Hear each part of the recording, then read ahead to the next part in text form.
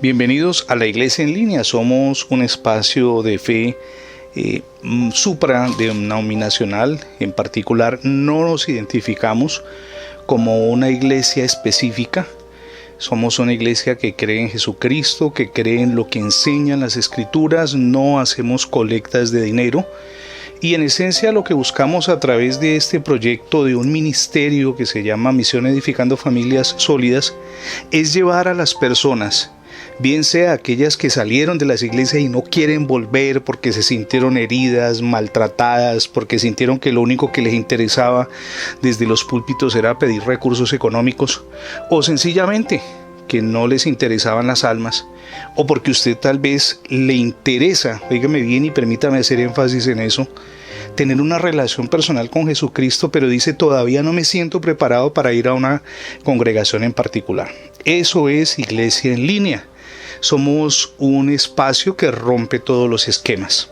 Y la idea es que nos reunamos cada semana en este sitio web para compartir principios fundamentados en la Biblia que nos lleven a desarrollar crecimiento personal, espiritual y familiar. Hoy le voy a enseñar algo y va a ser muy participativo con el ánimo de que usted también pueda interiorizar y vivenciar estas enseñanzas, que se encamina a lo siguiente: 12 errores comunes en la formación de los hijos. 12 errores comunes en la formación de los hijos. Permítame para comenzar hablarle de un hombre cuyo apellido no vale la pena que le mencione, pero sí su trayectoria. Jesse, un hombre que nació al interior de un hogar cristiano. De hecho, sus padres eran ministros del evangelio en una iglesia pentecostal en los Estados Unidos. Él fue criado bajo principios del evangelio. Desde muy niño conoció pautas de vida encaminadas a desarrollar una relación personal con el Señor Jesucristo. Pero hacia los 17 años conoció los que él llamaba, entre comillas, amigos, que no solamente lo unieron a pandillas, sino que le invitaron a formar parte de un grupo de consumidores de cocaína. Llegó un momento en que él no podía soportar con esa atadura y, en su búsqueda de salir libre, decide emigrar hacia Japón. Él decía, ya no teniendo esos amigos, sin duda voy a poder quedar liberado de esta adicción a la cocaína. Allá en Japón durante 7 meses trabajó como profesor de matemáticas y le iba muy bien, dicho sea de paso, pero nuevamente tuvo contacto con otras personas que tenían adicción a la cocaína y al éxtasis. Y era sin duda, al menos en el Japón, un vicio muy costoso. De ahí que él, para sustentar su hábito, lo que hizo fue convertirse en distribuidor. Fue descubierto por las autoridades a tiempo, dice él, lo llamaron quienes le acompañaban en el negocio del narcotráfico y él decide huir a Tailandia, acompañado de otro de sus socios de ese tipo de negocios oscuros. Y los dos estaban dispuestos a nunca más incurrir nuevamente en el narcotráfico. Pero pasado un tiempo les llamó la atención y de nuevo entraron allí en Tailandia en la comercialización de éxtasis. Con la diferencia de que en ese tipo de países no se andan con las ramas cuando descubren a alguien, y cuando lo capturan a él y a su compañero, los condenan a muerte. Jesse estuvo 8 años en la cárcel esperando en qué momento le llamaban para ejecutarlo. En esas circunstancias difíciles, él decide volver su mirada a Dios, al Dios que le habían predicado sus padres, al Dios del que le habían enseñado desde muy pequeño tanto papá como mamá. Y Dios hizo milagros sorprendentes en su vida. Lo primero fue que le conmutaron la pena de muerte y lo condenaron a cadena perpetua. Pero él siguió creyéndole a Dios, metido con Dios totalmente, y pide que lo extraditen a los Estados Unidos. Eso parecía imposible, pero Dios hizo el milagro y a Estados Unidos fue. Y ya en territorio norteamericano, pasados algunos días, lo dejaron libre. Hoy día no solamente comparte con sus padres, que insisto son ministros evangélicos, sino que además él mismo predica de Cristo a otras personas. Ahora, si uno mira la génesis de toda esta situación, aquí un error o una concatenación mejor de errores en la crianza de ese muchacho.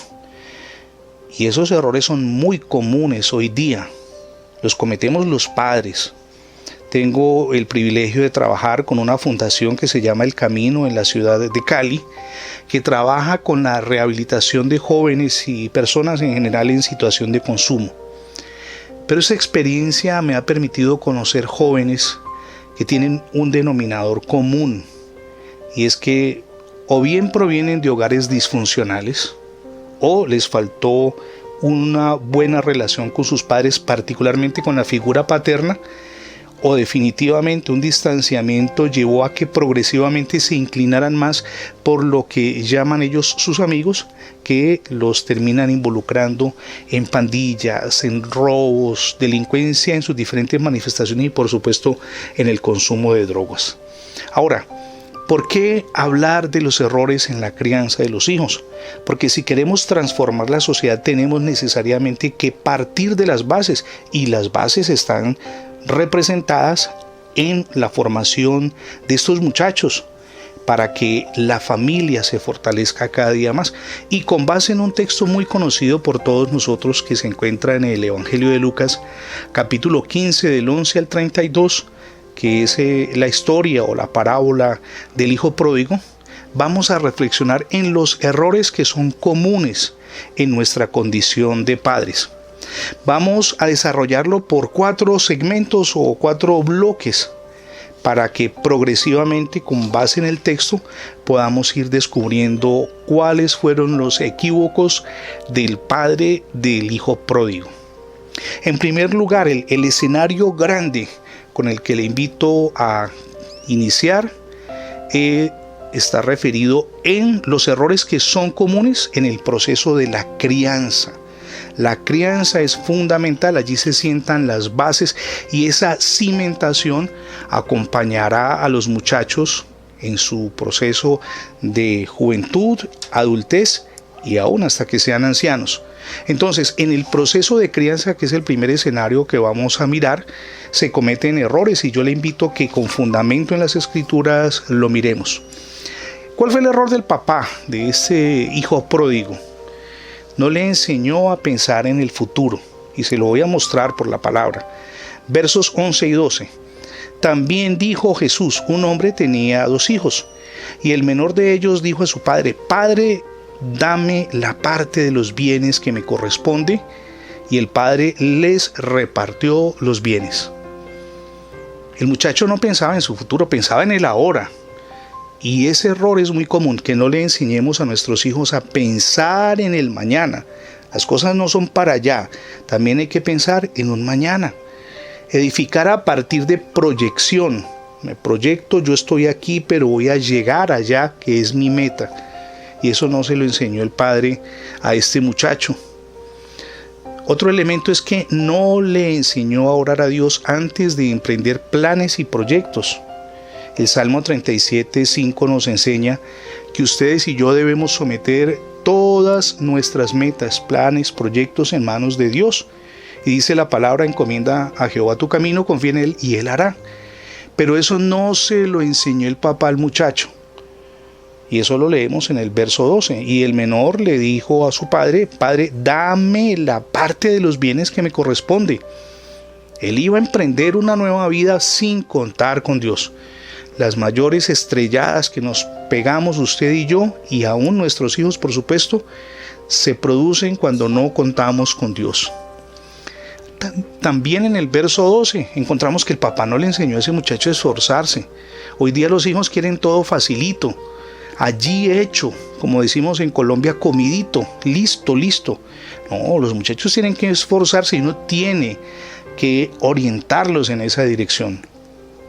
Aquí en Colombia hay una cadena de centros comerciales que arrancó con un hombre que montó una cacharrería.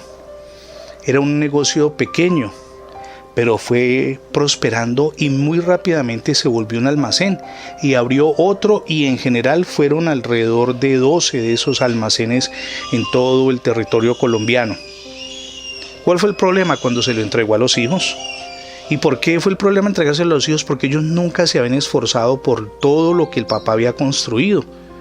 Y cuando el papá faltó, ellos dilapidaron literalmente todo lo que tenían y entraron en una profunda crisis. Es una historia que aquí en Colombia conocemos porque se trata de una de las empresas emblemáticas, una de las grandes superficies. A los muchachos, estamos en el verso 12, hay que enseñarlos a esforzarse. Ahora, también, y permítame mirar el verso 13 con usted, no le enseñó a su hijo a medir las consecuencias. Mire lo que dice el verso 13. No muchos días después, juntándolo todo, el hijo menor se fue lejos a una provincia apartada. Y allí, ¿qué hizo? Desperdició sus bienes viviendo como perdidamente. Ese muchacho se enloqueció. Tenía plata, vivió perdidamente. Lo derrochó, como dice la palabra, todo absolutamente, porque no le enseñaron a manejar los recursos, porque no le enseñaron a pensar en el futuro, porque no le enseñaron a someter a Dios todo lo que iba a hacer. Y ese fenómeno sigue ocurriendo. Es más común de lo que uno imagina. Entonces miren que hasta allí hemos visto unos errores que son frecuentes en el proceso de formación de nuestros hijos y aún de nuestros nietos, porque probablemente usted ya no tiene hijos pequeños, sus hijos ya son adultos, pero tiene nietos, y a sus hijos hay que orientarles acerca de cómo formar a quienes son hoy sus nietos. Vámonos a un segundo escenario. Es común no enseñarle a los hijos a valorar la familia. Este segmento sí que es importante, porque la familia es un escenario muy importante que tenemos que valorar muchísimo. Y los hijos tienen que entender que el escenario familiar, ese espacio, ese lugar de encuentro, es fundamental para que ellos puedan realizarse plenamente. Y aquí encontramos en la historia del hijo pródigo que el papá no le enseñó a esos muchachos a valorar, y en particular al menor, a valorar lo que representaba vivir en familia. No le enseñó a medir cuidadosamente al interior de la familia cuáles iban a ser sus inversiones. Váyase conmigo por favor al verso 14. Y cuando todo lo hubo mal gastado, vino una gran hambre en aquella provincia y comenzó a faltarle. Porque el recurso no es para hoy solamente, y eso no se multiplica como la lámpara de Aladino. No, las cosas también, y particularmente lo material, tiene un periodo de finiquitación, se acaban. Entonces, uno tiene que enseñarle a los hijos, mire, lo material no es para siempre. Lo material se acaba, y mucho más cuando uno no lo sabe administrar. Ahora, el papá de este muchacho no le enseñó a manejar sentimientos como el fracaso, como el orgullo. A los hijos hay que dejarlos que también se caigan y decirles, bueno, toca levantarse.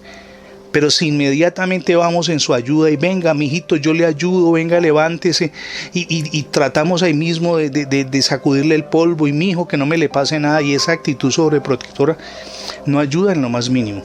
Ellos tienen que aprender, y en eso tenemos que ser unos guías eficaces a manejar sus propios sentimientos. Versículo 15.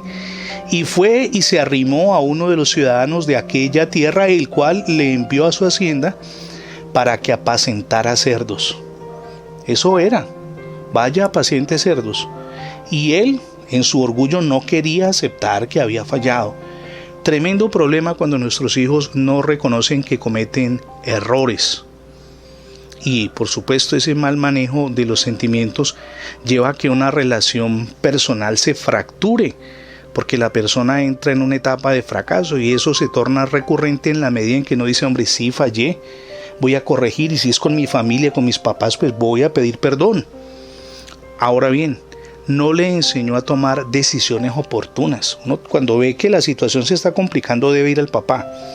El muchacho, cuando ve que está siendo tentado por la droga o tal vez por caer en la inmoralidad, debe acudir a sus papás. Decisiones oportunas. Váyase conmigo por favor al versículo 17. Y volviendo en sí dijo, ¿cuántos jornaleros en casa de mi padre tienen abundancia de pan, y yo aquí perezco de hambre? Así de sencillo, perezco de hambre. No, ellos tienen que tomar decisiones oportunas y a ellos hay que enseñarles a los hijos a saber tomar decisiones oportunas. Papá, tengo una situación compleja, estoy por caer en inmoralidad o caí en inmoralidad, o estoy andando con personas que no me convienen. Tomar decisiones oportunas, poder hablar con los papás en ese espacio de diálogo y de entendimiento que ustedes y yo debemos generarle. Ahora, aquí venimos al escenario 4 a reforzar lo que es en el que estamos, que es común no enseñarle a los hijos a valorar la familia. ¿Por qué? Váyase conmigo al verso 18, por favor. Dice el muchacho: me levantaré, iré a mi padre y le diré: Padre, he pecado contra el cielo y contra ti. El hogar es muy importante. Vuelvo y le repito, en el trabajo que hemos desarrollado con la Fundación El Camino, encontramos que no hay una buena relación entre padres e hijos, y eso predispone el camino para que ellos caigan en las drogas. Una muchacha que no tiene el afecto de su mamá, de su papá, está predispuesta, las condiciones casi que están dadas para que llegue el fulano del barrio que no trabaja, que además de holgazán es agresivo, violento, y termine convenciendo a la muchacha. ¿Por qué? Porque no hay una buena relación al interior de la familia. Y eso es fundamental que ustedes y yo lo revisemos cuidadosamente. Versículo 19. Ya no soy digno, dijo este muchacho, de ser llamado tu hijo. Hazme como a uno de tus jornaleros. ¿Por qué? Porque reconoció que había un espacio al que él podía acudir, que era su propia familia. Allí, en ese espacio donde ellos deben encontrar amor, comprensión, tolerancia, diálogo, armonía. Verso 20. Y levantándose vino a su padre, y cuando aún estaba lejos, lo vio su padre y fue movido ¿a qué? A misericordia. Eso es lo que debe haber en el hogar, misericordia. Ahora yo le pregunto, ¿usted manifiesta una condición especial que sea propicia para que haya diálogo, que haya una interacción permanente con sus hijos, o mantiene una barrera que es muy común que a veces la levantemos? Entonces los hijos terminan teniéndonos miedo. Una cosa es que nos tengan respeto y otra muy distinta es que nos tengan miedo. Tercer escenario, cometemos errores al no enseñarles a los hijos el valor del amor, de la aceptación y la comprensión. 3 valores importantes: amor, aceptación y comprensión. Váyase por favor conmigo, acompáñeme al verso 20 en la segunda parte. Y el padre, dice la palabra, fue movido a misericordia y corrió y se echó sobre su cuello y le besó. Le expresó amor a ese muchacho. Y eso es fundamental que lo tengamos en cuenta. ¿Cómo? Con gestos y acciones. Así debemos expresarle a nuestros hijos que los queremos. Con palabras de aliento, con demostraciones de aceptación. Ellos tienen que sentir que se les ama, que en ese hogar son valiosos, que son importantes. Hay que enseñarle a los hijos también a reconocer cuando fallan. Verso 21. Y el hijo le dijo al padre: Padre, he pecado contra el cielo y contra ti, y ya no soy digno de ser llamado tu hijo. Que reconozcan que fallaron. Y uno no echarles en cara el error. No, hombre, usted está aceptando que falló. Venga, yo le ayudo, venga, le colaboro, levantémonos juntos, vamos caminando hacia adelante, hacia una meta. Recuerdo unos Juegos Olímpicos y sin duda usted ha visto en las redes sociales ese video de un muchacho que era corredor, un atleta africano, si no estoy mal, y él llegando a la meta le falló su tobillo, se lesionó, y el papá cruzó todas las barreras, llegó hasta donde estaba su hijo, lo abrazó y le ayudó a llegar paso a paso en medio del dolor que sentía ese muchacho hasta la meta. Es cierto, no llegó de primero, pero todo un estadio ovacionó a ese papá con ese muchacho. Fue la expresión del amor, que es la que ustedes y yo debemos expresarle a nuestros hijos, para que ellos reconozcan las fallas y ayudarles a corregir, y reconozcan fallas para que puedan comenzar de nuevo. Eso es fundamental. Ahora, ustedes y yo desde hoy podemos cambiar. Ese escenario del hogar puede ser distinto con ayuda de Dios. Probablemente hasta el momento no ha sido lo mejor, pero si invocamos la ayuda de aquel que todo lo puede, el creador de la familia, que es nuestro amado Dios y Salvador, sin duda las cosas al interior de casa van a cambiar. y enseñarles a sus hijos a partir de dos componentes importantes, a partir del ejemplo y a partir del amor. Que ellos vean que tienen papás, que tienen un papá y una mamá que los aman, que los aceptan, que los quieren. Yo le invito a que miremos eso en los versos del 22 al 24. Pero el padre dijo a sus siervos: saquen el mejor vestido y vístanlo, y pónganle un anillo en su mano y calzado en sus pies. Y traigan el becerro gordo y mátenlo y comamos y hagamos fiesta, porque mi hijo estaba muerto y ha revivido. Se había perdido y es hallado. Y comenzaron todos ¿a qué? A regocijarse. Cuando un hijo decide volver a casa a relacionarse con sus papás, hay que darle la oportunidad. Que han cometido errores sin duda, muchísimos, pero hay que darles la oportunidad a los muchachos o a las muchachas. Si se trata de una hija, hay que darles la oportunidad, insisto. Entramos al último escenario, el número 4. Cometemos errores al no enseñar el entendimiento y la aceptación entre hermanos. A veces nosotros mismos nos encargamos de alimentar las rivalidades cuando preferimos a un hijo sobre el otro. Eso no es bueno, eso es altamente perjudicial, porque genera odio, resentimientos entre ellos, y eso es muy común en los hogares. Versos 25 al 27.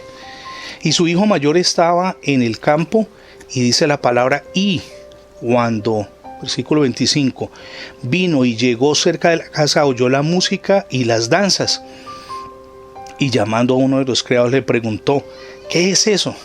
Él le dijo: tu hermano ha venido y tu padre ha hecho matar el becerro gordo por haberle recibido bueno y sano. Uno encuentra que el hijo mayor no se había preocupado por su hermanito.